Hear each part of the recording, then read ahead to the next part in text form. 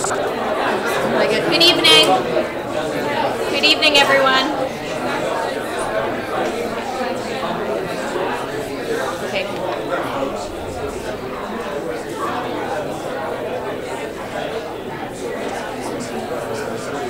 What's up? Are we okay? Okay. Good evening, everyone. Thanks so much. We'd like to get started, so if everyone can take a seat, we'd love to get started. Thanks so much. Great. Okay. Welcome to Core Issues of Jewish Law with Rabbi Ethan Tucker, Yeshivat Hadar's Rosh Yeshiva and Chair in Jewish Law.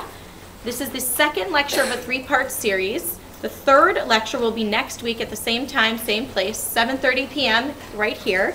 And if you weren't able to join us for the first lecture, you can find audio of the lecture online at our website, www.machonhadar.org. We'd like to thank the David Berg Foundation for making these lectures possible. And I also want to tell you that tonight's lecture is going to be in the form of a lecture. So we will be handing out an outline of all of the points for you to follow along. And we ask that you withhold questions till the end. We'll leave some time for them. So without further ado, I'd like to introduce Rabbi Ethan Tucker.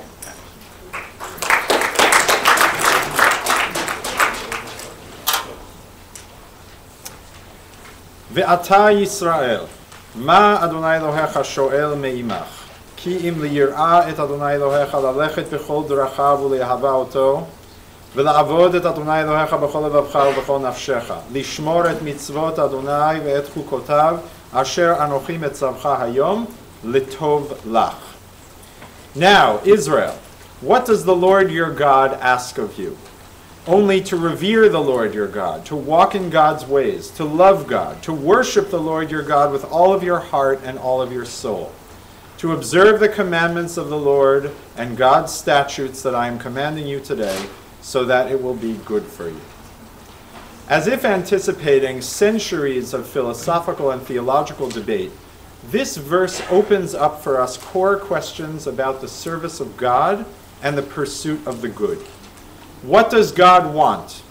Reverence, kindness, love, worship, and fulfillment of commandments. Why? In pursuit of the good, litov lach.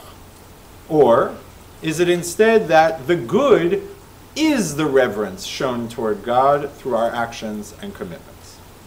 As we move forward tonight with a more philosophical and theological exploration of halakha, we must answer some key questions. Philosophically, what does halakha aim to do? Is its ultimate aim obedience to authority or the quest for the good? Or put in a classic familiar form, does halakha ordain something as normative because it is good, and therefore anything that is evil cannot possibly be normative halakha? Or is something good because halakha demands it? Does halakha stand apart from human ethics and morality, such that obedience to it, even when it is apparently immoral, is the only way to lead a good life? Furthermore, are my ethical and religious instincts to be treated as fixed points, such that I always evaluate halakha in light of them and never the reverse? Or is the process of learning and living halakha itself part of the refinement of my ethical and religious self? Theologically, we must ask questions that go to the heart of our relationship with God. Do we believe in a God that is asking us to negate our religious instincts simply to follow an inscrutable divine will? When God commands us to act, is it in spite of our religious and moral instincts? Or is God somehow appealing to the better angels of our nature, inviting us to become the people we know we ought to be? And if God's word and commands in no way challenge my initial ethical and religious instincts, in what sense is God transcendent? In what sense is such a God anything more than a projection of my own image onto an unfathomably large screen? Now, we won't resolve all the weighty issues raised here that have vexed philosophers and theologians far greater than myself for centuries. But my thesis in tonight's talk is straightforward, and I will state it here in clear terms at the outset. To be content to remain in a dichotomous place where meaning and halacha reside in only partially overlapping spheres is to be either religiously or ethically lapsed. And this contention demands two corollary commitments.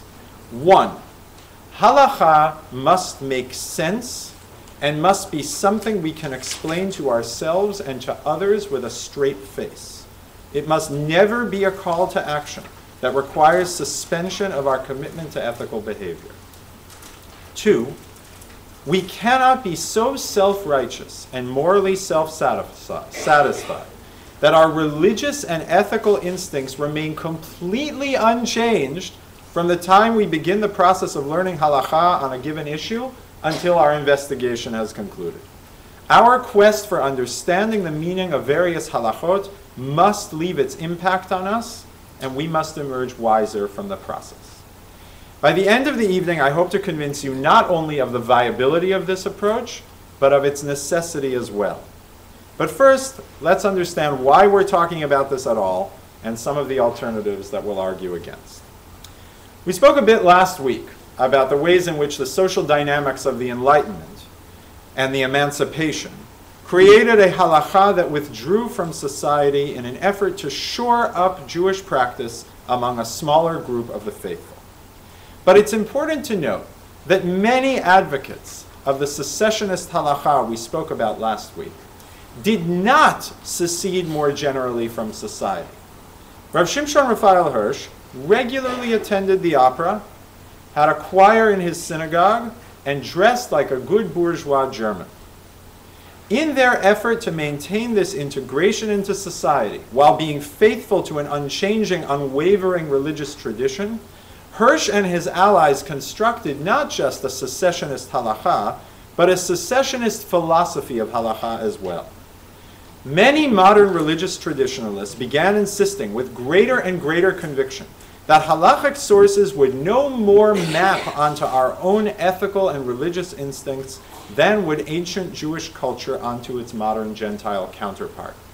The role of the Jew, even while practically integrating into society, was to stay firm to ancestral traditions, to bow to their authority, and to faithfully and unquestionably execute divine commands. In short, the conversation rapidly turned away from substantive questions regarding the application of halakha and towards questions of the authority of a halakha inherited in its pristine form from the past. Now, among the many texts and concepts used to buttress this approach, I want to emphasize two tonight: the Akedah and the notion of emunat chachamim. The Akedah has served as the ultimate weapon with which to bludgeon the individual's religious and ethical instincts in the face of a confounding and offensive divine command. And the notion of emunat chachamim, trust in our sages, is invoked in order to see who is truly faithful to our sages, who is loyal, and who is but a fair-weather fan. Now, this reading of the Akedah as crushing one's own ethical and religious instinctive stance seems in a way natural, intuitive, and an honest reading of the tradition. What better source for Kierkegaard's notion of the teleological suspension of the ethical, the imperative to obey God's word as an end in its own right, even when it overrides the ethical instincts that otherwise govern my moral universe? What seems to better prove that point than the Akedah? The most passionate and extreme reader of the Akedah in this vein is Yeshayahu Leibowitz. He reads Avraham's indignant protest of God's indifference to the suffering of the righteous people of Sodom. Hashofet kol haaretz lo ya'aseh mishpat. How could it be, says Avraham, that the judge of the world will not do justice? As the words of a religiously immature man, a prophet not yet ripe. Only over time is Avraham educated to understand that God's plan may at times conflict with human understanding of the good, a process that culminates in the Akedah and Avraham's willingness to perform the ultimate moral crime, the slaughter of an innocent child, in the service of God. And it is that progression towards being a true knight of faith that firmly and finally establishes God's utter transcendence on the moral plane as well as on the physical one. And so Avraham, for Leibovitz, discards the moral instinct he vented earlier in favor of a total submission to God. Even David Hartman, who resists Leibovitz's exalting of the Akedah, essentially buys into this reading. Hartman refuses to see the Avraham of Sodom as immature, and instead sees a kind of philosophical and theological dualism in the Avraham narratives, whereby the modes of Sodom and the Akedah vie for our attention and are both facets of the Jewish moral experience. But even Hartman reads the Akedah as a mode that denies human ethics a place at the heart of the religious conversation. To the extent that the Akedah is not shouted down by other louder paradigms, the still small voice of Avraham at Moriah continues to beckon us to serve God in spite of ourselves. Similarly, Emunat Chachamim, trust in our sages, is one of the 48 ways that Torah is acquired, according to the Mishnah and Avot. Without that basic trust, the Mishnah tells us, the project of Torah is doomed to failure. One common definition of Emunat Chachamim is a kind of unswerving faithfulness to the words of our sages. Anything that they say ought to be accepted and trusted at face value. It's the kind of trust you experience in a classic trust game, or you blindfold someone and ask them to fall back into a space that they know nothing of, presuming that the person they're with will catch them. You're asked to negate your instincts about what is safest, what is the most prudent thing to do, and to surrender to a different reality, one that runs counter to your reflexive reach for survival and self-preservation. The weakness that Emunat Chachamim asks us to address is our desire to have things make sense and accord with the moral intuitions that we started off with. Emunat Chachamim resists the Yetzer Hara to remake Chazal in our own image, reflecting our concerns and values, supremely convinced of our own morality and righteousness. Now, if I've done these concepts justice, you should sense their power and allure. They seem to drip with a real humility, an ethic of service and duty, piety and deference to God in the Jewish tradition. The knight of faith with strong emunat chachamim is willing to doubt any personal conviction, no matter how deeply cherished, in favor of an authority whose thinking may be beyond his grasp. I would never question authoritative sources based on my own potentially flawed opinions. Indeed, how else could you imagine learning anything from Chazal, which is a point we'll return to later? At the beginning of a journey of learning, how can one possibly learn whether it's from Chazal or any text without being open to the possibility that one is wrong and not assuming that the instincts one begins with will be where one will end up? And without that willingness to reject my own assumptions in favor of another's, I can't be engaging in anything that can be said to truly resemble learning. Okay, so what's wrong with that picture? Why don't we all just sail happily off into the sunset, serving a higher power without getting ourselves involved? Well, imagine a situation, which I'm sure many of you have experienced, where my engagement with halachic sources has progressed, and an honest engagement with the discourse of halacha has nonetheless failed to shake my attachment to a value I hold dear. Moreover, I feel that the value in question captures some deep human truth. If I doggedly stick in that situation to my philosophical stance of obedience, something much less humble threatens to emerge in this picture, a dynamic that actually verges on the monstrous. If you reach a point where your religious and moral instincts tell you that something ought to be a certain way, and then declare that God and Chazal clearly think otherwise, you are essentially saying that in your terms, God and our sages are either not truly religious or fully moral. You have confessed at that point total alienation from the way their discourse talks about things.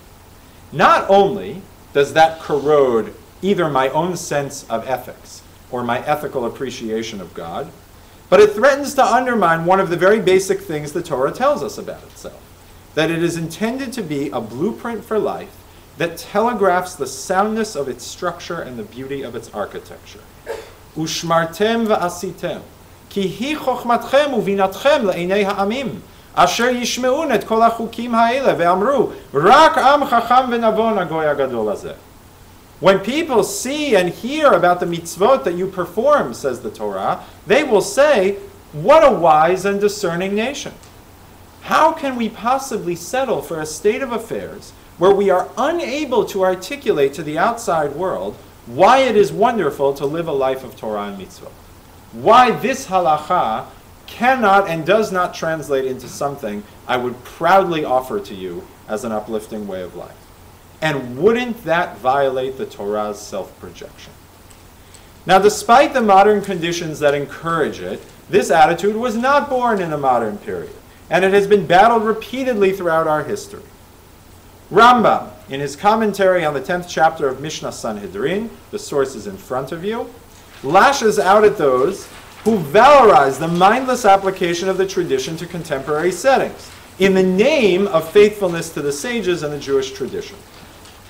Says the Rambam, this first group, they understand Chazal's statements on a surface level and do not explain them in any way. They think that the wise sayings of the sages carry no meaning other than that which they have understood, that is to say, those in this group. And even if the surface meaning of some of their sayings are strange, such that if one were to explain its surface meaning to your average person, they would be astonished and say, how could anyone ever say a thing like that? This group imagines themselves to hold the sages in high esteem. But in fact, they utterly humiliate them without knowing it. By God, this group destroys the glory of the Torah and darkens its sheen. They make the Torah the opposite of what it ought to be. Because God said about the wisdom of the Torah, when people hear all of these laws, they will say, what a wise and discerning nation. But this group expounds the plain sense of the sages' words, such that if Gentiles would hear it, they would say, how foolish and disgusting is this small people. Now, this concern that the Torah must be admirable and must make sense finds even bolder expression in the words of Rav Moshe Glasner, author of the Dor Revi'i and the great-grandson of the Chatam Sofer.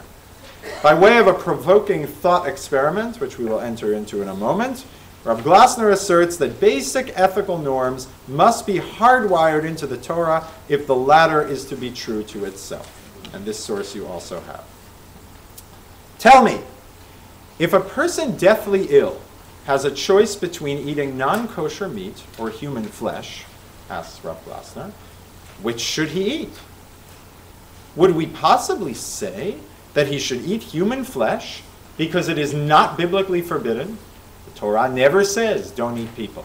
It says don't eat pigs, don't eat camels, don't eat rabbits. Never specifies that cannibalism is forbidden. Would we imagine for that reason that he should eat human flesh despite the fact that it is forbidden by all basic norms of human society? Indeed, anyone who eats or feeds another person human flesh is considered beyond the pale of civilization. Rather than eat meat forbidden by the Torah, would anyone entertain for a moment the notion that we, the chosen people, a wise and understanding nation, would violate such a basic norm in order to avoid a biblical prohibition? Impossible! Anything that violates the norms of enlightened human beings cannot be permitted to us, a holy nation. Can there be anything forbidden for them but permitted to us?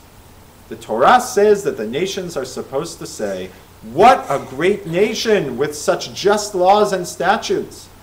But if they are on a higher level than we in their laws and norms, they will say about us, what a foolish and disgusting nation.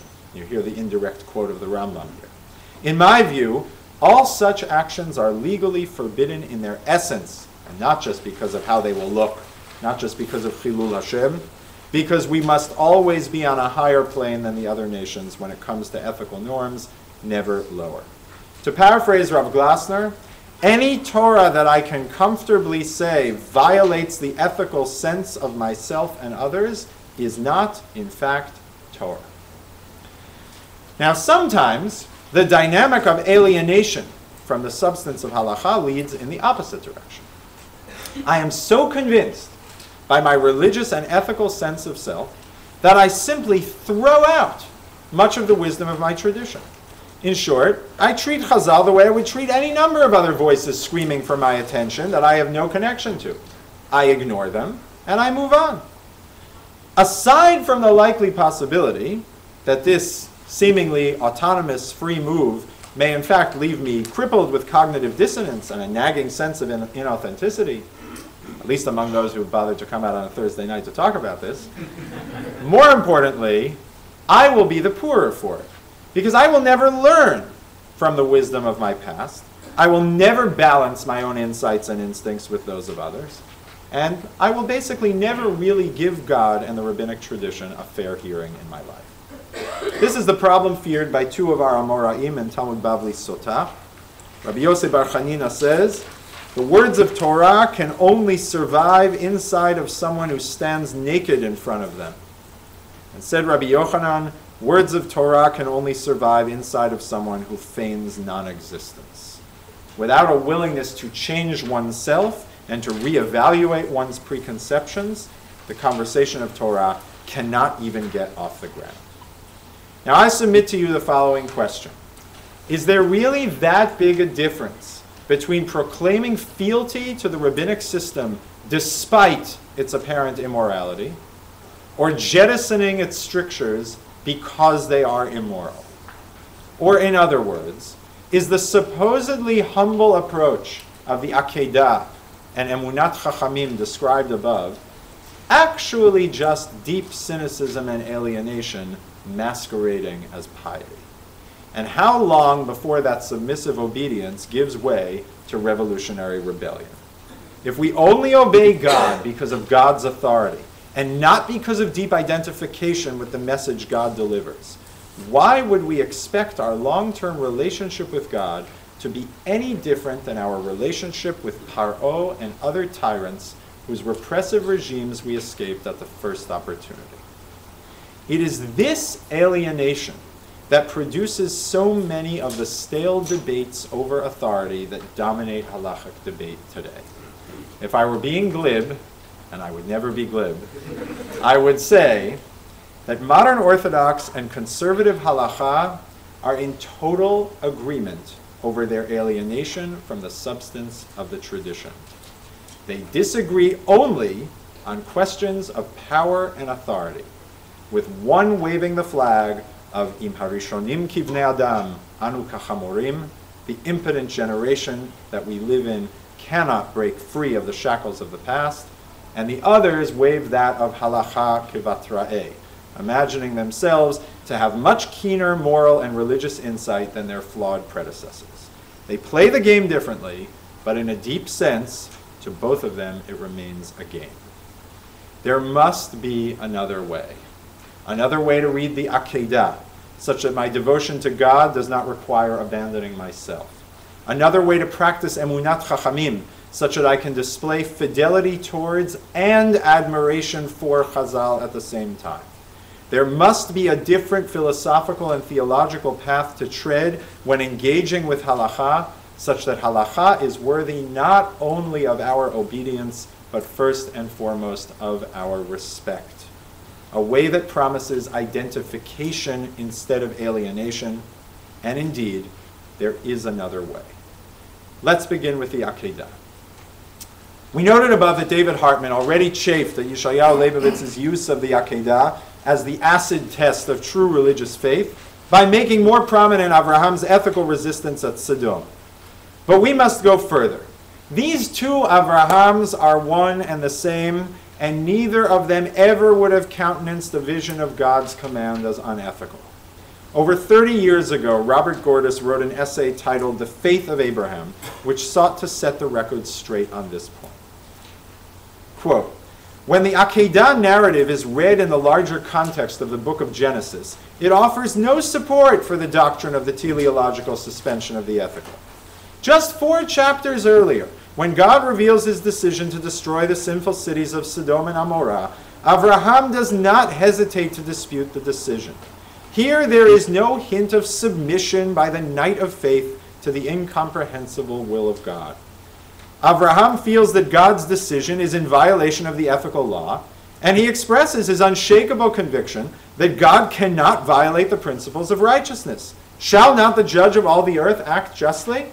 How then can Abraham himself have submitted to an active violation of the ethical law? In view of Abraham's ringing affirmation of the binding character of the moral law, how is this uncomplaining acceptance of God's command to sacrifice his son to be understood? Gordis goes on to engage the proposal that the Akedah is a story itself teaching about the evil of child sacrifice. He rejects this, given that there is no context for it in the story of the Akedah, and because Abraham is explicitly rewarded by God, precisely because of his willingness to sacrifice his son, not despite it. Gordis exhorts us to accept the only possible conclusion. In Abraham's context, child sacrifice simply was not immoral. To be sure, he writes, offering up one's child was an infinitely more painful gift to one's God than sacrificing the firstborn of one's cattle or the tithing of one's crops. Abraham was being subjected to the most painful test possible, but he was not being asked to violate the moral law as he understood it. Now, it is true that by the time of Sifrei Dvarim, the early Midrash Halakha, the last book of the Torah, we find a notion of this sort, that God never would have dreamed of actually accepting Yitzchak as a sacrifice. It says there, quoting a verse from Yirmiyahu and interpolating various midrashic glosses on it, Asher lo tziviti al Yiftach, velo dibarti al Mesha melech Moav, va'asher lo alta al libi, sheyakriv Avraham beno al gabei hamizbeach. That which I did not command concerning Yiftach, who sacrificed his daughter, velo dibarti al Mesha, I did not speak with respect to Mesha, the king of Moab, who offers up his son as a tribute after a military victory. Va'asher lo alta al libi, and what never occurred to me that Abraham would actually sacrifice his son on the altar. These three examples of child sacrifice in the Bible are grouped together, and in this text, all given the stigma of immorality. If you read that presumption back into the original command of Abraham, we then might generate the notion of an immoral command. But the anachronism of that move speaks for itself and cannot possibly jive with a biblical text that portrays Abraham as an exemplar of the assumption that God's word must be good. It is Abraham who evaluates God's command in light of some concept of mishpat, of justice, that is prior to his conversation with God. And in fact, rabbinic literature acknowledges the ongoing vitality of this sort of divine-human exchange and suggests that such must always be our stance when we engage with God and the sacred texts and traditions that flow from God's Torah. I call your attention to Bimidbar Rabbah on the sheets in front of you. The Hebrew is on one sheet, and the English begins at the top of the next page. 3 times Moshe said something to God, and God responded, Limad Tani, you have taught me. First, at the time of the golden calf, Moshe said before him, Master of the universe, how could Israel have appreciated the evil of its actions? Were they not raised in Egypt, where all are idolaters? And when you gave the Torah, you did not give it to them, and they were not even standing nearby, as it says, Vayamod ha'am merachok. The people stood from afar. And in fact, you only gave the Torah to me, as it says, and to Moshe he said, come up to Adonai, Vel Moshe amar alei Adonai. And when you gave the dibrot, the commandments, you did not give them to them. You did not say, Ani Hashem Elokechem, I am the Lord, your God in plural, but rather, Anochi Hashem Elohecha, I am your God, Moshe. The Holy and Blessed One said to him, by your life you have spoken well and you have taught me. From here on I will speak to them in the language of Ani Hashem Elokechem. 2. When the Holy and Blessed One said to Moshe, Poked avon avot al banim, who visits the iniquity of the parents on the children, Moshe said, Master of the universe, how many wicked people have given birth to righteous children who would by this decree suffer from the sins of their ancestors? Terach worshipped idols, but his son Abraham was righteous. So too, Chizkiah was righteous, but his father Ammon was wicked. Is this right? That the righteous should be beaten for their parents' sins? The Holy and Blessed One said to him, you have taught me. By your life, I will nullify my words and fulfill yours, as it says later in the Torah, Lo yimtu avot al banim uvanim lo yimtu al avot. Parents will not die on account of children, nor children on account of parents. Third, when the Holy and Blessed One told Moshe, make war on Sichon, the Amorite king, even if he does not seek conflict with you. You instigate the battle with him. As it says, get up and travel, cross the Wadi of Arnon and attack Sichon. But Moshe did not do so. What does it say a few verses earlier? And I sent messengers offering peace to Sichon, but he refused. The Holy and Blessed One said to him, by your life, I am nullifying my words and fulfilling yours, as it says, when you approach a city to make war on it, you must call out to it with an offer of peace. God, in this midrash, as clear as can be, not only does not demand a repression of our religious instincts, but rather expects us to express them, and promises that the application of the Torah to the world can respond accordingly. The knight of faith, it turns out, is one who brings her full self to the table and has faith that her voice of critique and justice will be heard. We must similarly recover a different meaning for emunat chachamim. Instead of proclaiming trust in some particular saying, to the exclusion of my own religious and moral intuition, emunat chachamim ought to mean pshuto kemashma'o, trusting in the sages themselves. I trust in the sages to have been sufficiently human and sensitive to have something meaningful to say about our struggles and problems today. Each day we should ask ourselves in this version of Emunat Chachamim, how much do I identify with the Torah and with Chazal today? Always aiming for greater and greater degrees of affinity. The point is not to agree with Chazal, because that would fall into the trap of treating Chazal as a monolithic, unchanging mass that I either assent to or dissent from. But rather, the question aims to prod us to find ourselves in their discourse and to let their insights and their wisdom shape who we are. The process of engaging halakha then truly becomes also one of self-discovery, as I locate both my own deepest convictions in the voice of my forebears, whether ancient, medieval, or modern, and I in turn challenge my own preconceptions by truly encountering and being changed by their religious perspective. That notion that the deep and true wisdom of the world is all found embedded in the Torah, if we look hard enough, is encapsulated in Rabbi Yochanan's rhetorical question in Bavli Ta'anit.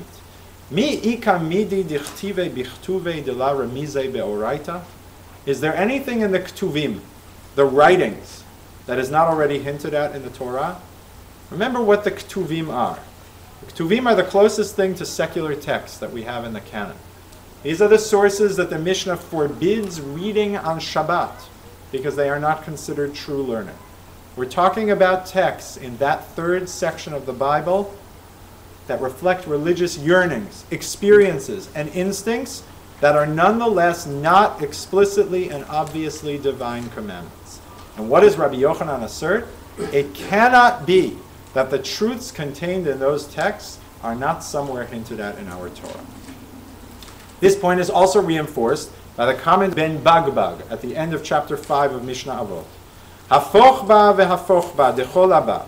Uva techazeh v'sivu v'leiva umina la tezua she'ein lecha midah tova himena. Turn it over repeatedly, for everything is in it. Grow old in it. Do not stray from it, because there is no greater midah than the study of Torah. Did you ever think about the ramifications of that line? What is the kol that pre-exists the body of sources that one is supposed to turn over repeatedly in search of? If the body of halacha exists to fill up the religious void inside us with values, or worse, to void those values we formerly considered to be at the core of our being, what would we possibly be looking for within the halacha that Ben Bagbag tells us to turn over and over? Isn't it more sensible to say that this line is suggesting that all the great struggles that we constantly face, all the juggling of values, and the never-ending quest for the godly and the good, can all be found already in the words of Chazal. We should be satisfied with nothing less than a genuine quest for meaning in halachic sources and a serious engagement with reality so as to arrive at the best application of those earlier values. I thereby take ownership of both the content of halachic sources and also of the reality of my life and eliminate the gap between them. Rather than submitting, I try to be open to opinions I was not open to before, while I insist that these must be applied correctly and thoughtfully to my current environment. If you follow this approach, the ultimate heresy is allowing yourself to be content resting in a place where your ethical and halachic conclusions diverge and contradict one another. Something must give.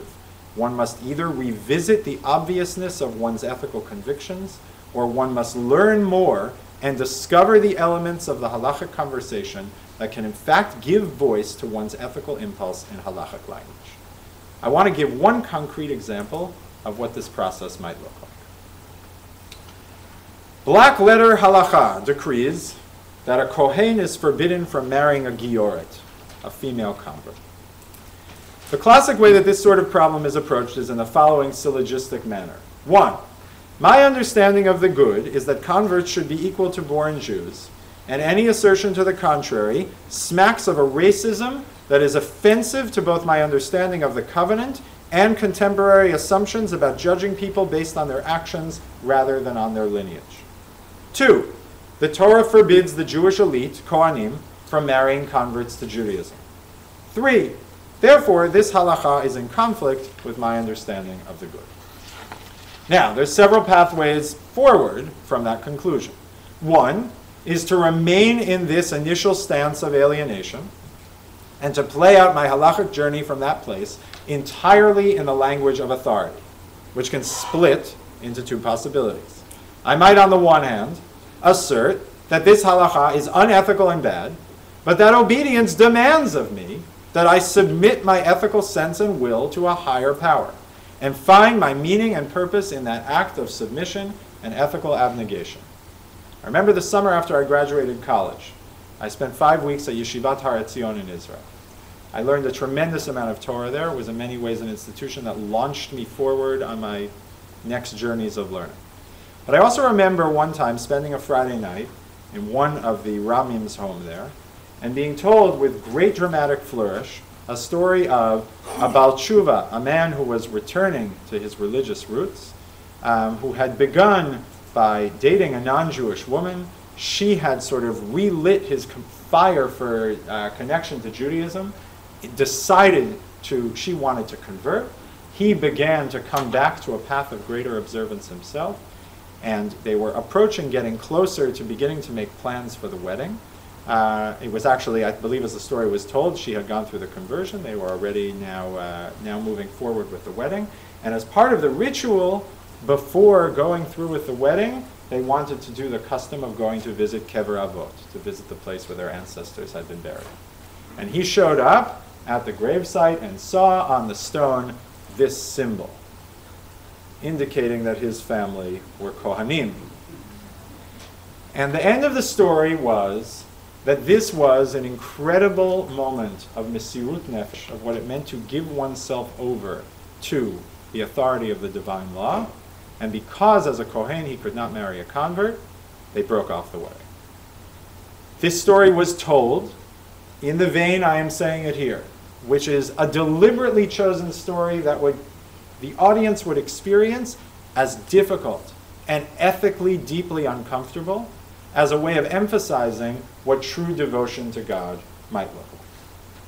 On the other hand, you might conclude that the conflict forces me to choose ethics over halacha when this conflict presents itself.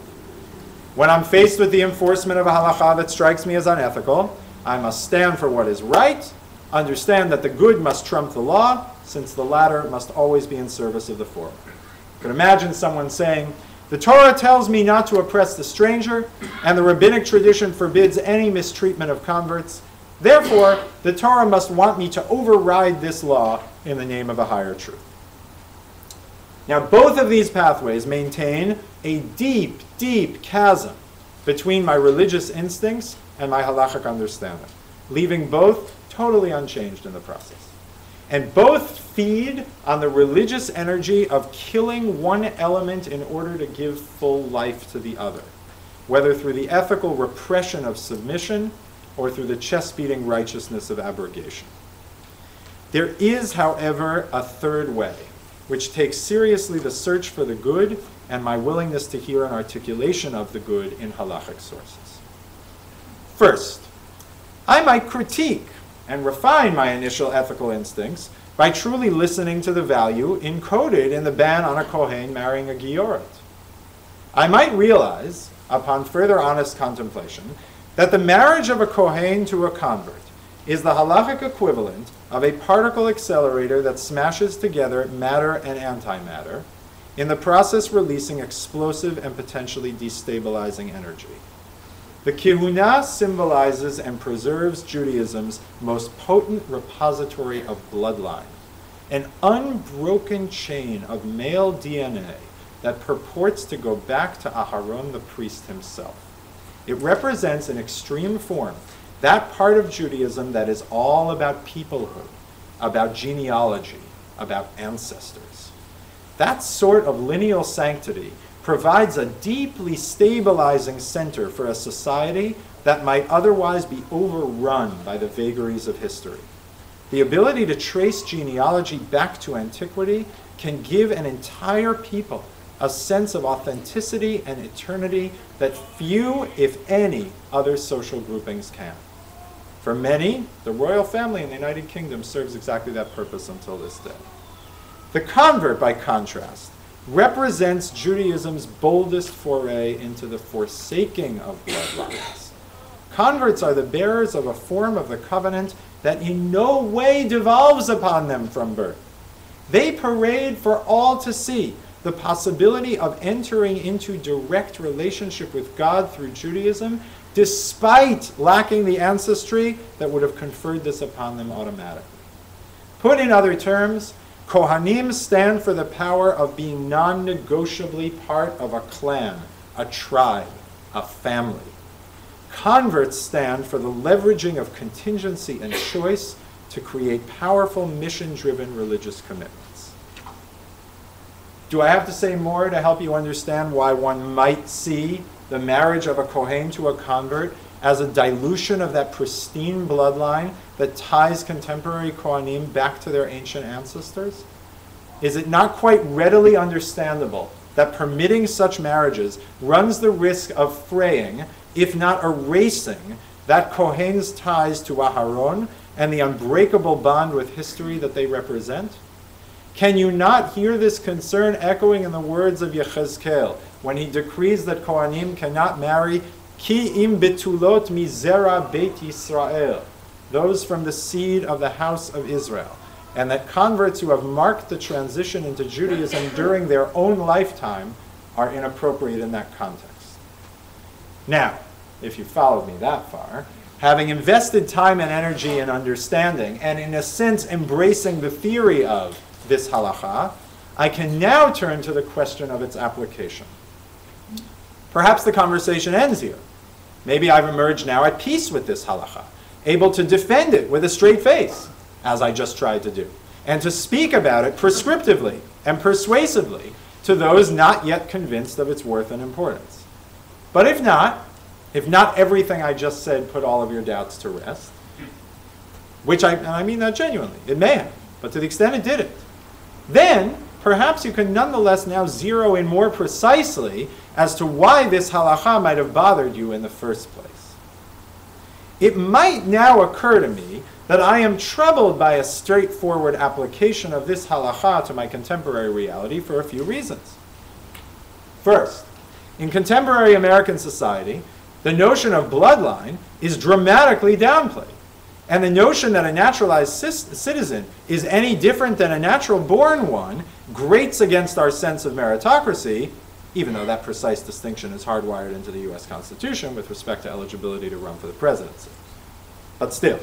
Second, there are other voices in the halachic canon There are other voices that seem to push against this sort of treatment of the convert and insist on total equality between the ger and the ezrach, not just in our social organization, but in our halachic practice as well. Third, Kohanim no longer play the role they once did, whereas the Torah can describe them without irony with the words, Yoru mishpatecha liYaakov v'toratcha liYisrael. These are the bearers and teachers of the law.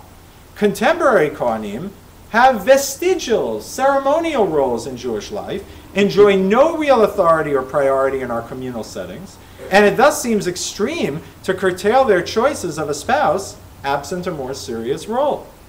Fourth, most of the conflicts regarding the marriage of a Kohen and a convert, as was the case in the story I just told, arise with respect to Kohanim who were totally unaware of or indifferent towards their status as Kohanim until the time right up before their wedding. The broad application of this halacha thus hits suddenly and hard right before marriage without any real context to give it sense or meaning. Fifth, in a world of contract marriage, in which both parties are seen as free agents, entering into a mutually consenting relationship that can be dissolved by either side unilaterally, as is the case in most civil jurisdictions today, it is more difficult to take seriously the notion that the Kohen has compromised his integrity by marrying a converted woman. Put another way, the Torah's language of lo yikhu, applied to male Kohanim who are forbidden from taking certain women as their wives, assumes a model of marriage where the man takes the woman, and thus it stands to reason that his choices reflect how seriously he takes himself and his role. To the extent that contemporary marriage does not map onto this mode of relationship through acquisition, I may have a hard time feeling that I am doing much of anything other than disrespecting the integrity of the convert when I forbid her from marrying a Kohen. Having taken the halacha seriously, along with my own concerns about its application, I can now engage much more thoughtfully with halachic language to play out how I might approach this halacha differently in light of the above concerns. For the feeling that my environment and the broader context of Jewish tradition does not support a serious exclusion of converts from equal treatment under the law, I would turn to the poskim that assert that the ban on a Kohen marrying a convert is d'Rabbanan, a peripheral rather than a core concern, one that might be overshadowed in the context of other mitigating factors. For my feeling that Kohanim are no longer what they once were, I would turn to the words of Maharashdam, of Shmuel de Modena of 16th century Greece, who says, Kohanim bizmanenu einam Kohanim vadai, sheharei ein lahem sefer hayachas. Essentially a statement that we don't take Kohanim as seriously anymore because their clear and obvious genetic connection to the past has been attenuated and cast into doubt.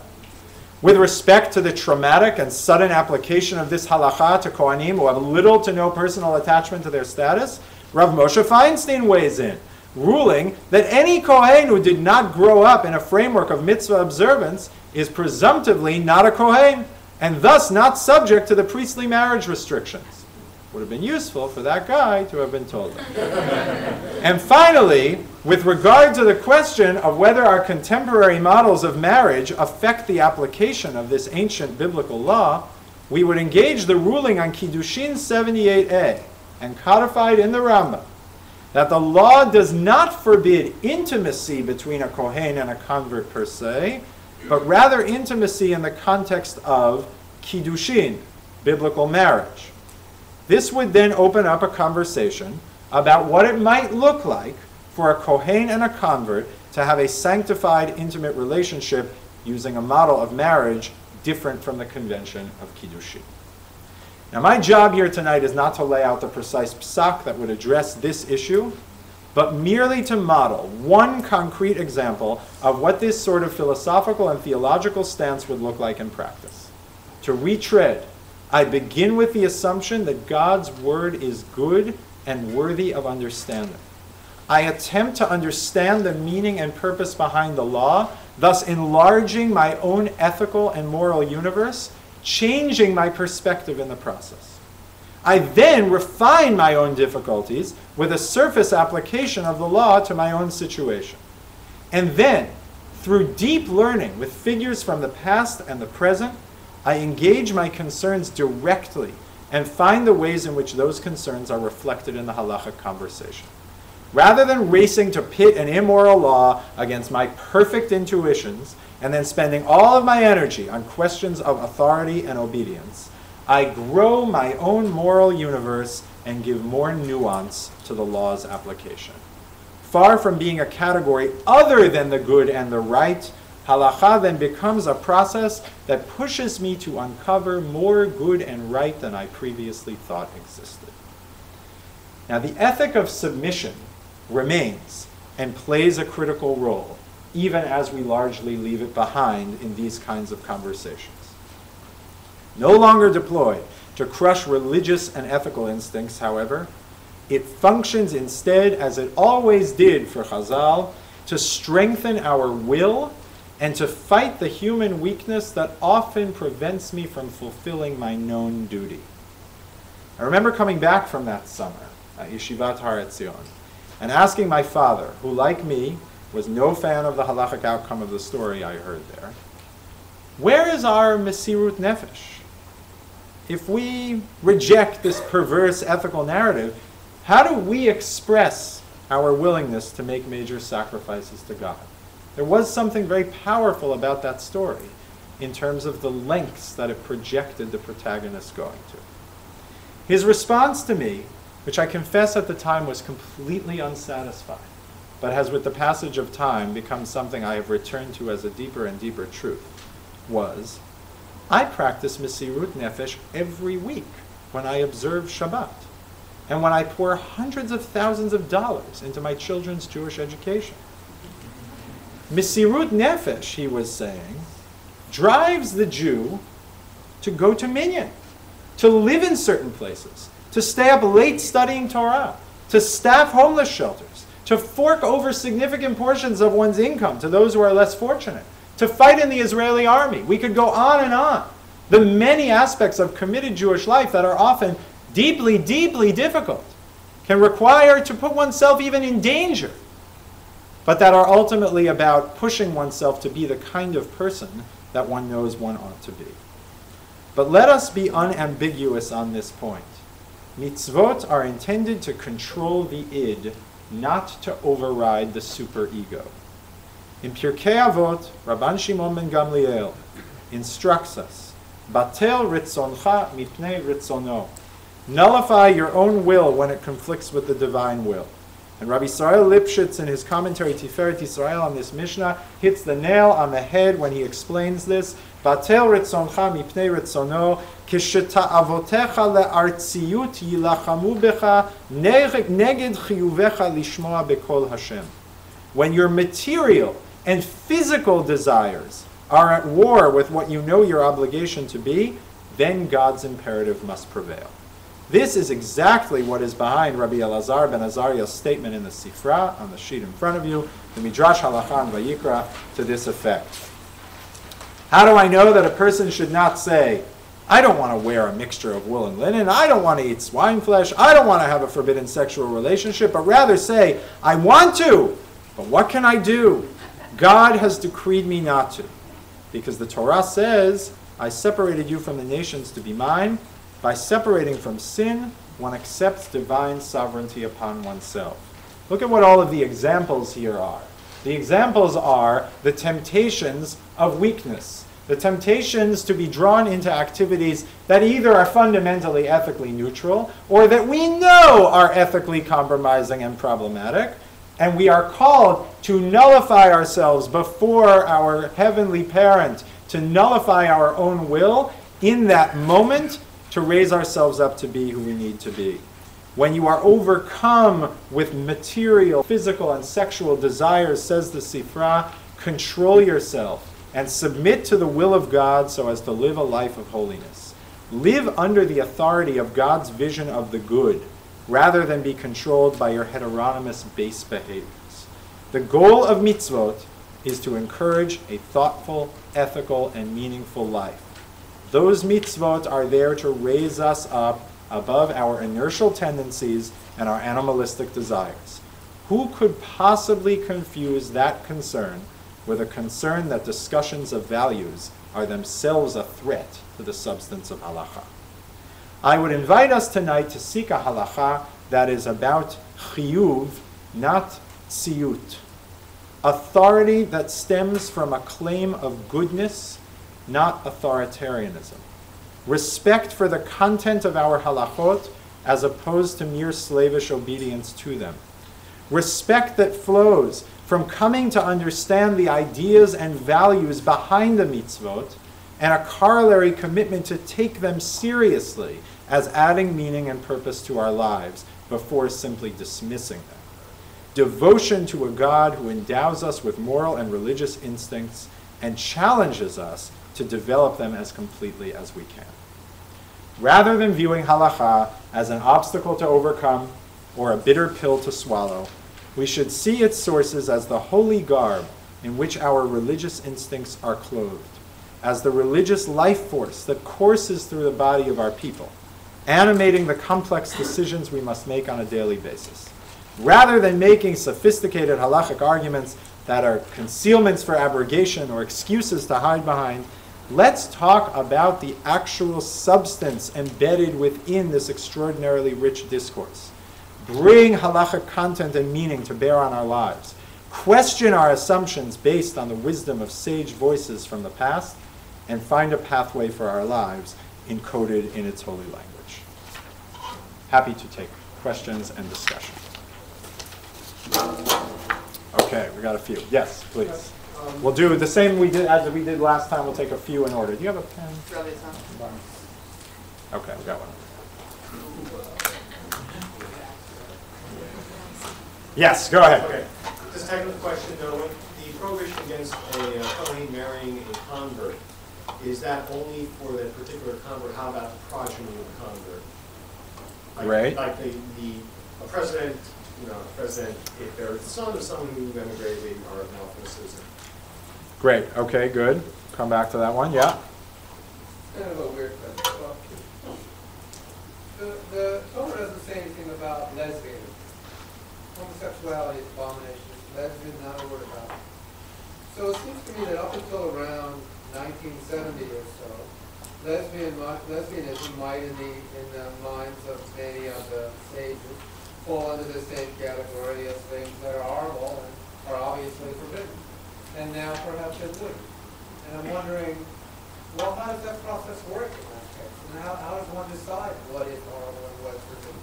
It is not exactly forbidden. Great. Okay. Good. Take maybe two more on this round and then go. Yeah. That second question in broader terms, ideas of good and morality change not only from generation to generation, right, maybe even day to day these days. How can you keep up with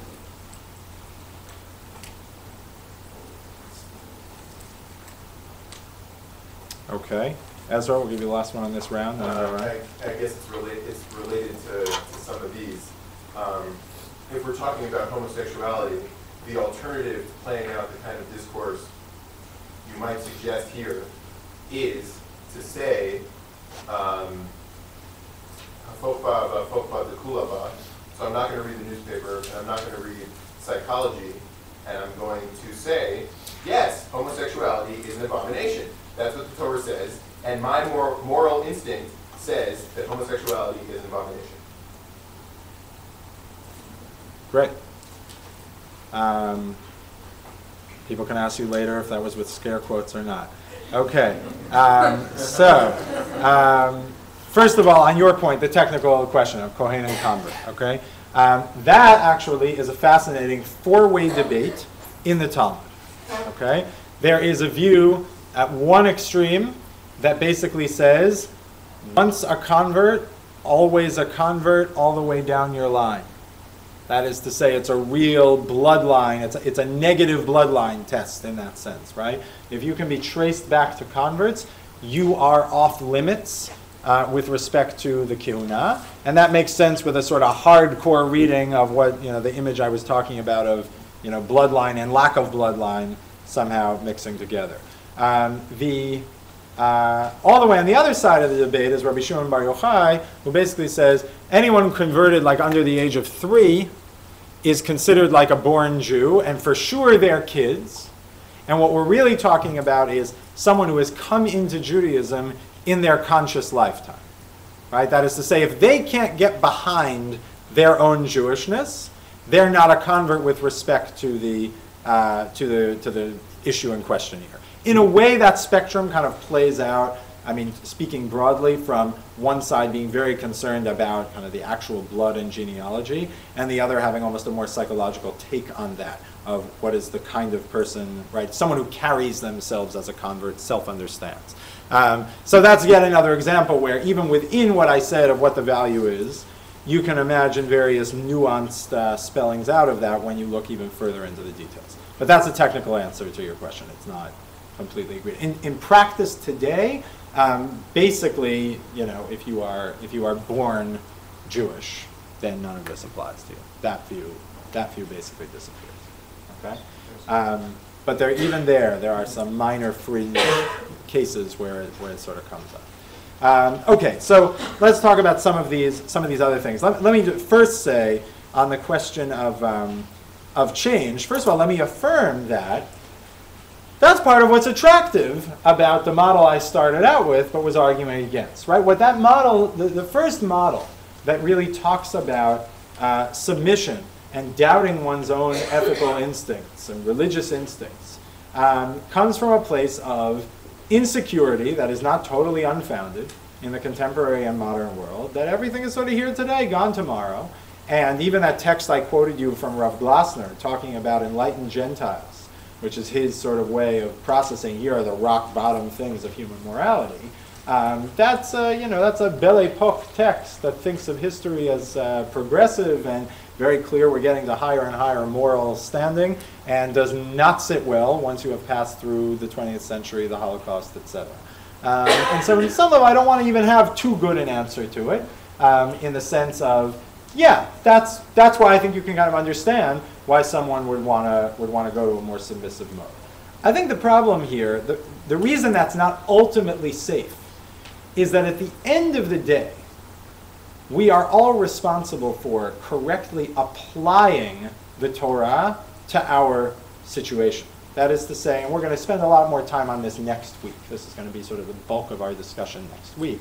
Even if I have a text and I'm trying to fundamentally, in a fundamentalist way, apply that text, I still on some level have to know what is it that I am talking about. What is the behavior or the terminology in that text actually encoding? So for instance, I mean, let's actually just jump to the question of lesbianism that you raised, right? You're going to have to ask all sorts of questions about that. Is the concern, right? First, let's assume the Torah would have talked about it, but is only talking about men in general in the list of forbidden relationships. Let's go for a moment to the Sifra's reading of the Torah, which assumes that, of course, lesbianism is also forbidden. All right, let's assume that reading for a minute. I still have a lot of questions to ask about, even again, a fundamentalist application of that text, right? Is the concern about certain types of intimacy, certain types of physical intimacy? Is the concern about only people who are presumed to have a heterosexual orientation, which is, I would say, only the people, those are the people, the sole members of the audience that the Torah imagines, such that even if I'm kind of applying straight up the Torah to today, is it so clear what portion of the population that applies to, right? Chazal went through these exercises all the time. When a law applies to a man or to a woman, how does that play out with a hermaphrodite who blurs those gender boundaries? And they create categories of tumtum and androgynous to kind of deal with the fact that the world that they're in, whatever the world of the Torah was, doesn't really just have two genders. It's got basically four. And they have to figure out some way to apply that. So you can't totally, it's a sort of conundrum of application that no matter how much you want to take refuge in a particular articulation of something, the question of how easily it maps onto your setting is not so easily evaded. Again, in each case like this, you have to play out the details of that much more. Now, how does the process, the other piece that I come back to engage in what you said, how does the process of changing values work in that way? Well, I mean, I don't know. I'm not a sociologist or a social philosopher to tell you sort of why does that happen? Why does that seem to be happening so quickly in the world in which we live in? I'm not asking about the world, I'm asking about how the sages deal with it. Right. So, I mean, look, I think this is where the texts that are about needing to be able to project outward with a straight face to yourself and to someone else the compelling nature of the value you're getting behind is the acid test of whether something is a value that you're sticking with or not, right? I mean, this, to go to Ezra's point, I mean, Ezra's point is one answer to that, right? Which is to say, your response in the face of, wait a minute, 10 years ago eggs were good, now eggs are bad, then they're going to be good again, etc. And that sort of feeling, that sort of skepticism of even science that we have more recently. Your response to that might be, well, actually, like in my world, the more compelling thing right now is to resist this. But that's very different from saying, right, what I was arguing against tonight is saying, I concede that this on some level, as I understand it, is unethical. Meaning, if I were operating outside the bounds of Judaism, I would not go the path that this halakha tells me to go. But what can I do? I'm within the bounds of Judaism, right? What has to be the thing that I identify with as moral, ethical, etc., that I'm not here to actually argue for that much, right? And in that sense, I would say to me, the thing you are not allowed to say, right, the thing that is dangerous and threatens to undermine the whole integrity of what we are doing, is to say it is completely immoral to burden homosexuals with restrictions. What can I do? Torah has handcuffed me, right? That, I think, is unacceptable. I think there are two acceptable, whether irrespective of agree, there's sort of two healthy paths to walk down. One is to say, you know what? I'm totally prepared with a straight face to tell you why homosexuality is problematic. I'm not going to hide behind, what the verse in Vayikra says. I'm not going to hide behind statements of authority. I'm going to have the courage to say, here's why I think this is a bad idea. And I'm prepared to tell that to your face, right? I mean, you see this all the time. Rav Kook would do this all the time with issues relating to gender, right? He is just out and out, unapologetically, a gender essentialist. And more power to him, right? There's something very refreshing about that. He gets up and he says, listen, like, men are supposed to do this, it accords with this Kabbalistic understanding of the world, it accords with this halakha. Women are supposed to do this. You muck with that, you're going to screw up the whole system. Right? Or the other alternative is to kind of push deeper, as we did in this conversation with the Kohen and the convert, and start to say, well, wait a minute, why? That's interesting. Let me understand why the Torah might have been deeply opposed to this behavior, and can I try to understand why am I not? And to sort of unpack, well, here's why I'm not. Maybe it has to do with all sorts of things. I mean, for those who were in the yeshiva, this is, Rabbi Stephen Greenberg has spent a lot of time trying to think that through, to both sort of respect what it is that the Torah is upset about with respect to that, and to try to thereby more respectfully and with more nuance unpack why I don't feel that I just slip into that discourse thing. And then potentially to say, well, maybe if the Torah were in such and such situation, the application might come out different. So in that sense, and I think, and so again, and to play it out, just to continue the gender example that I was giving, right? Like, so you can do Rav Kook, you can do, here is sort of why an egalitarian ethic of Jewish ritual is really important, and here is actually the much more complex language in the halachic sources that opens that up. What I am not a big fan of, to put it mildly, is I wish women could lead Shachrit, that would obviously be the right thing to do, but what can I do? Halacha says no. Okay, second round of questions. Yeah, Wendy. Yes, Sorry. okay. Great. Yeah. So what is the basis of your assumption that the Torah has that kind of depth?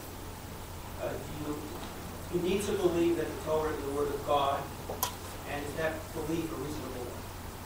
Great. Okay. Yeah.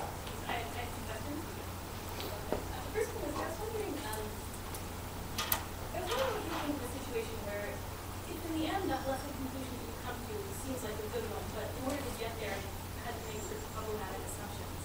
Like when you were talking about like Moshe Feinstein saying that Kohanim who grow up in non-Islamic homes might not be considered real Kohanim. In the end, that might then allow this person to marry the woman that he's choosing to, but that might in and of itself be involve problematic assumptions about non-observant families, or other types of situations where women are sort of free from marriages that they don't want to be in, like Catholic versions of the non-Orthodox believers who perform their weddings. So I guess I'm wondering if there's going to be a real focus on values, then would you say that even if in the end the conclusion that one comes to seems to be a viable conclusion and it doesn't affect our values, if it involves making assumptions along the way that were problematic, would that be cause for concern? I guess my second question was, do you think that there are things in halacha that are just so problematic that you would have to say that this is not a value to us?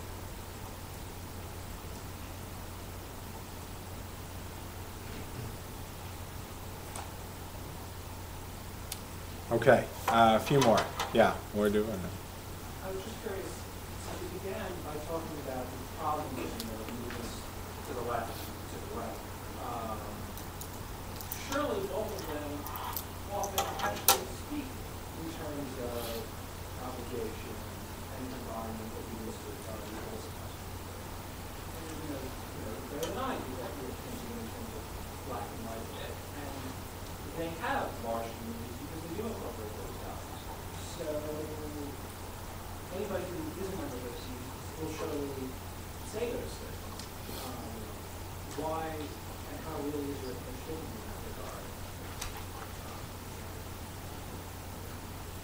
Okay, yeah. Building on the question about the divine authority of the Bible, both last week and this week, that wasn't really addressed. So the big discontinuity is our understanding, or some of our understanding of the Bible and the Talmud.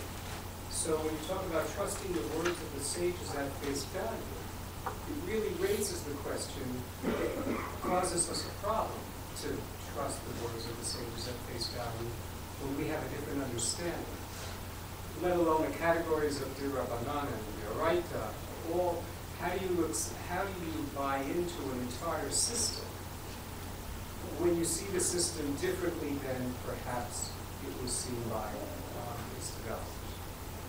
Okay, great. So let me take the last and first ones there, with the proviso that, sort of thinking on feet and playing it out, and so you'll bear with me and contribute to it. If I can challenge back sort of the presumption that the divine authority, authorship, etc. question of the Torah is key, is, first of all, let's remember,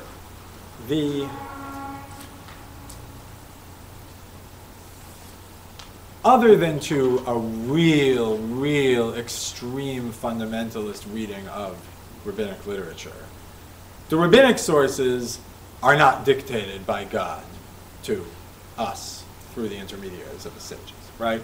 Those are understood to be, basically by everyone, to be the products of mediated. Everyone understands it, but there's a human element there, right? I don't think anyone can argue with that. And so just sort of as a beginning, and by the way, I'm not sure that when Ben Bagbag is talking about Dechol Abba is in it, that he means only the 5 books of the Torah, as opposed to the whole discussion of Torah that is emerging in the rabbinic project.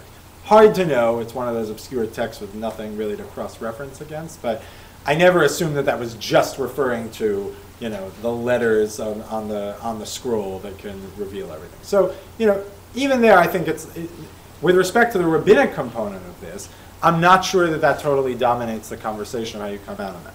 And that said, even allowing for that and engaging with the Torah itself, I guess here what I would challenge back is, in a way, the desire for the silver bullet of it was dictated at Sinai, therefore that grounds everything for me, is to fall back into the same very trap of obsessing about authority that I'm trying to break us out of.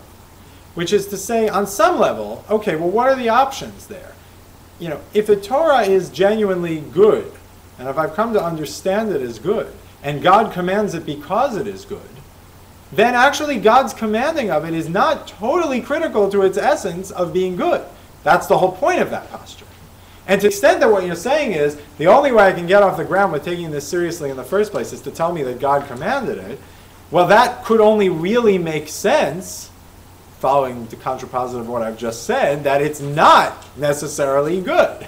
That is to say, I've sort of already decided that, and therefore I need God's command to prop it up. At which point we're sort of back to the challenge that I posed, which is, well, I don't know that that's really actually following Torah. Like, that sounds to me like being a slave. I mean, that sounds to me like being under a regime that has some oppressive authority over you. You don't really recognize its moral legitimacy. But what am I going to do? I'm trapped. Now, is that a possible way to live in the world? Yeah, I mean, for sure. It's a possible way to live in the world where our existence as human beings and as Jews is we are trapped in a big prison called planet Earth, which is run by the rules of an authority that is beyond us. And therefore, all we do is sort of, muddle around and make the best out of it. Aside from that not being the world that I particularly want to live in, it doesn't sound like the world of the Torah. And it certainly doesn't sound like what the Rambam and the Dor Revi'ir are talking about, which is at the end of the day, the Gentiles out there who don't necessarily respect the divinity of the Torah are supposed to hear the life of the Torah and say, that seems like an amazing way to live your life.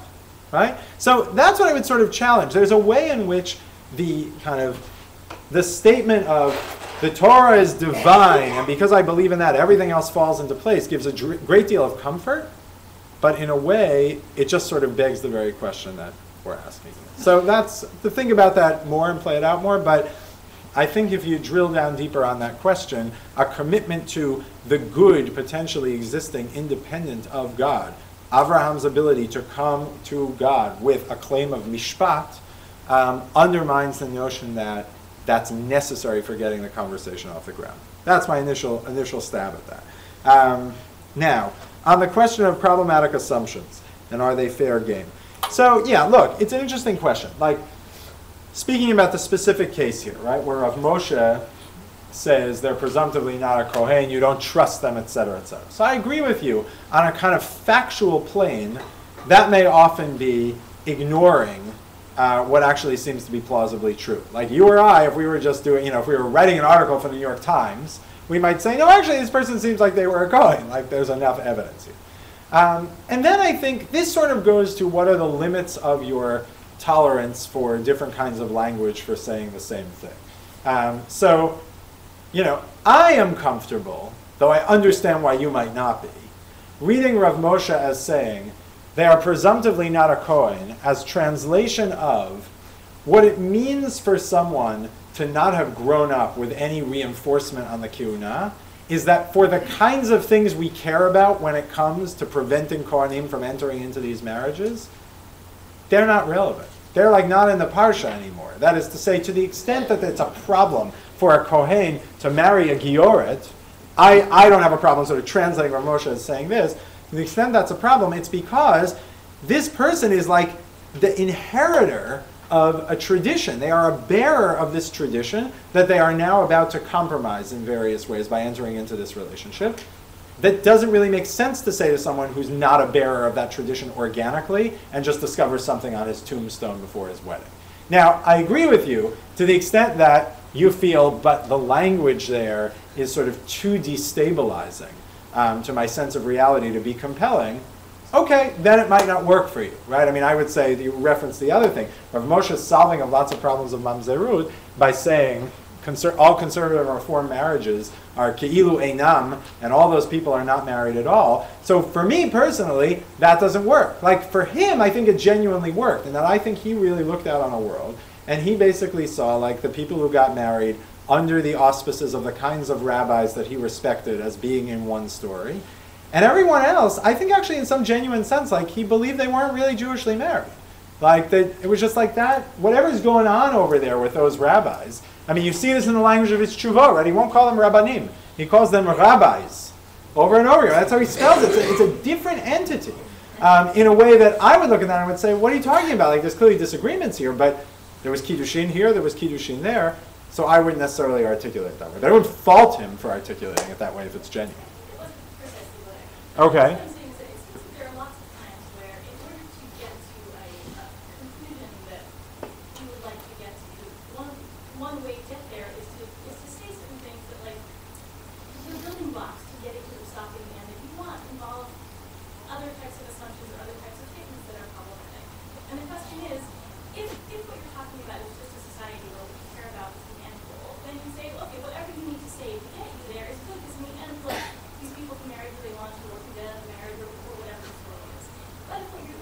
want to demand from halachas that are really sort of accord with our values, then just the fact that at the end you get to a good conclusion doesn't Agreed. seem to be enough, right? No, so I totally agree with that. I think in general you should avoid doing that. Right? Like to the extent that you're saying things that you in no way believe. I mean, that goes back to the straight face test. Like, I tried to pick in my dissection here of the Kohen convert example, different psakim and articulations that I thought actually mapped onto what was really being talked about. Like, I do think the Maharashdam, when he says, Kohanim today they can't recite their lineage back to Aharon, that is, in a way, an accurate capture of the feeling that people even feel today of like, I don't know, this guy says he's a Kohen. Like, who knows if he's really a Kohen? That I think actually head-on hits that point. To the extent that, and by the way, the resistance to the Maharashdam, because it's not like after he says that, most of the Achronim who come after the Maharashdam will not just sign on wholesale to his psak. They'll sort of cite him as an additional reason of leniency. Why? Because there's a lot of people who still feel like, but wait, this person is descended from the Kohanim. I mean, in some ways, when was it? It was like in the early 90s, there was that study of the Y chromosome. The Y chromosome, the Maharashdam took a hit when the Y chromosome study came out. Right? Because now there's a Ktava Yachas, as it were, that actually ties people back, or at least more presumptively. Okay, but I would then also say, like, organically, in the world in which the Y chromosome looms larger, I would expect Kohanim that are very self-conscious about their kiunah potentially to buy in a little more to the seriousness of their lineal sanctity and potentially, some of those issues coming back again. Again, unless they're overridden by other things like the marriage issue and all of that. Right? That's what. So if you were constructing it so that would you then not only rely on like the end conclusion of, let's say, other people that you were seeing, you would also look back at the reasoning, and if you disagreed with some of the values and underlay of the reasoning, you would then reject it. Ideally, unless I thought that the language being used there was kind of language to convey a point that was really sort of beyond the actual words that were being used on the page. But that's true. Do you actually see that, Julie? Which one? Because it sounds much too broad. If anything, I understand what I've heard or believe. My sense is that he was trying to find a way for that marriage to happen. For sure, he's trying to have. And that because I cannot believe that he took that and then did across the board. Well, he didn't mean that they don't go into cemeteries or they don't this or that. What I'm saying is that I don't know any. Oh, actually, that's not fair. I'm going to have to. But maybe it is true. I don't know any self-respecting Orthodox rabbi today who will automatically marry a Kohen to a Grusha or to a Gioret just because the Kohen was not a practicing Kohen. Well, okay. So first of all, I do know rabbis who use that psak. There's others who are more practically involved in these matters than me in this room. But I do know rabbis who will use that psak. It may be combined with any number of other factors. And I listed like 5 different factors, and I'm not saying anything stands alone when you can throw in other things. But the idea that Rav Moshe lays out there of someone who is basically like just discovers later on. The only test, here's what he says is this. The edut of someone, right? The testimony of someone that, yeah, our family are Kohanim from time immemorial, when there is no other indication of observance. There was no Shmirat Shabbat. They never had a memory of like going up to the Duchan, any of that stuff. He says is in general not reliable edut. Now that means you're starting with a person who is not self-presenting as a Kohen, right? Meaning if what you're nervous about is, and this I want to make sure, clarify, not saying that Rav Moshe said, right, someone who comes up and says, I'm a Kohen, etc., etc., etc., who then produces a non-frum grandparent, that's it, that person can get married to whatever he wants. We're talking about someone who presents themselves as no problem. And then right before the marriage, when things are going to come together, someone comes along and says, like my story of, oh, you show up, you find maybe the grave is, maybe he would deal with the grave differently, I don't know, right? But what you have is the testimony of someone who otherwise hasn't bought into this larger system. That he's saying is not something that forces you to reverse your presumption up until that point. Okay, but I'll dig up the text for you and share it with you. Happy to do that. There was one more thing there. Are the things that are so problematic that I'm not going to dodge it, but I'm not going to dodge it, I promise. I just want to get a couple more out here. Yeah. It seems like this approach allows for a lot more flexibility and maybe more drastic changes. So how do you balance that with the value of community, unity of different communities, a certain some extent. So is there any limitation on how far you can go when you interpret the different values? Can any individual do it? Or how do you balance that with previous limitation? Great. To some extent. Take one more on the back there, yeah. So the scenario is, I've invited you over for Shabbos Yeah. tomorrow night. We're incommunicado, have to go food shop. Right? I've got an issue with my choice of meat, the kosher meat, and let's say an ethically raised meat, slaughtered meat, right? Before I break down and just go with the cheese ravioli, how do I balance it? Because I have ethical issues. I don't know where you stand, but we had to celebrate Shabbat together. Mm-hmm.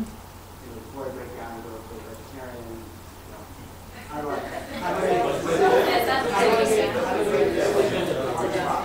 Great. Okay. So I'm going to take that one and then combine those two last questions. So as you say, right, the whole, as where you sort of kept coming back to is, oh, but there's this third thing there, but I want to control it, right? So in the thought experiment world, right, let's enter into Rav Glasner's world, where the choice is cannibalism or pig, okay? No, seriously. It is not beyond the range of what Rav Glasner might say, that if, now this is a big if, it's a big if, that if one got to a point where the way kosher shechted meat was sort of so obviously abominable and evil for anyone with eyes to see, trading off against nivela, totally not kosher slaughtered meat, but that was otherwise incredibly ethically produced, it is not impossible that Rav Glasner would say, given that thought experiment, you might eat the latter instead of the former. Right? Now that's with the big if of it being on the level of cannibalism. Right? Or being on the level, he has another thing like this of, going out naked in public instead of instead of cross-dressing. Okay?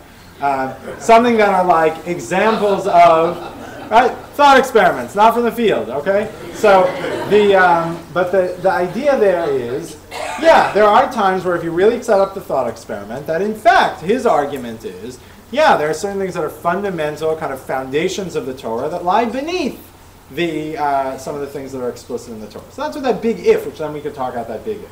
Now I think the key thing is, we rarely live in the world of a thought experiment. And to the extent that one takes seriously both the ethical concerns that you might raise with the kosher meat and the value and importance of shechting meat in Jewish fashion as opposed to in another way, then you might have to go with the cheese ravioli, right? Meaning, like, that might actually be the ethical, oh, great, okay, good. Right, but meaning, I understand, but meaning I think it's not, because the whole thing is, yeah, we can have a conversation of which is worse, but at the end of the day, like, the full ethical religious posture demands that, like, I have all those inputs coming in, and yeah, and this goes to sort of submission, right? The submission of the divine will to the divine will does not, I argued tonight, mean that you have to do something, that you must eat the Rubashkin's meat that violates your ethical sense. But it might mean you have to be a vegetarian, right? And that's where one has to sometimes not, flinch in the face of the commands, all the commands of the Torah, to demand some things of us that might be pretty serious sacrifices, right? Okay, so that's I'll end with these pieces. So, look, theoretically, is there a lot of flexibility? Yeah, there's a lot of flexibility, but the sort of actual plasticity of going almost anywhere will be dependent on not listening all that much to what the sources have to tell you, right? And that's part of what I tried to play out in that Kohen Gioret exercises. On the one hand, I took you to some pretty far-flung places. You're a little nervous about Rav Moshe, this one's going to be nervous about that, et cetera, right? But I also laid out, again, I don't care right now whether it compelled you, but I laid out a sort of defense, a dignified defense of, hey, wait a minute. Here's why, this halakha might be worth listening to, at least in some circumstances.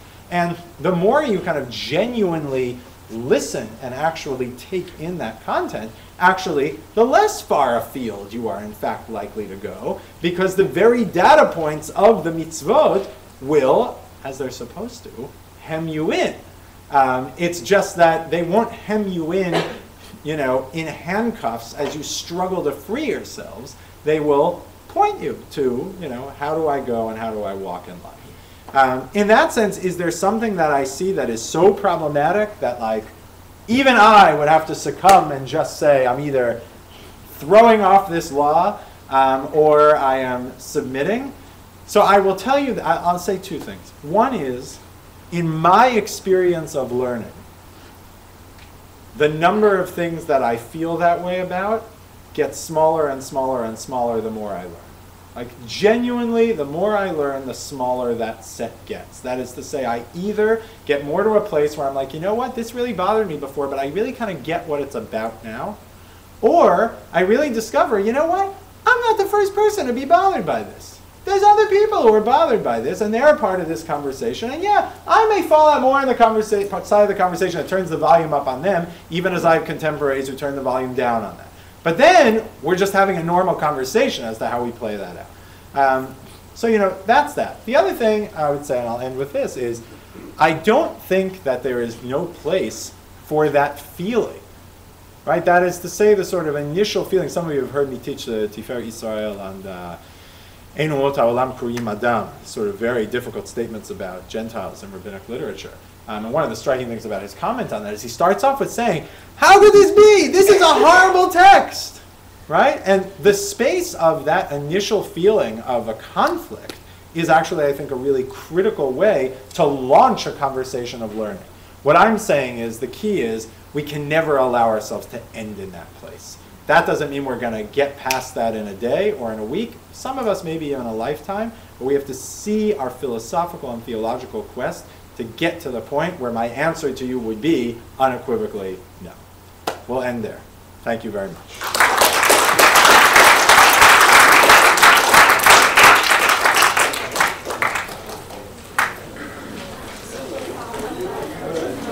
The risk of messing with the senior rabbi, who I have a great deal of respect for,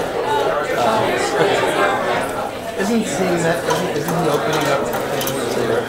There are 10 things you can do. You pick a good 4. Don't worry about the other. Well, no, I think so. I do a lot of good things. Therefore, if I do a few bad things, it's not terrible. Because look at all the good things I do. But I didn't mean to come in. I think I think about my hair, you make it with the fact that I like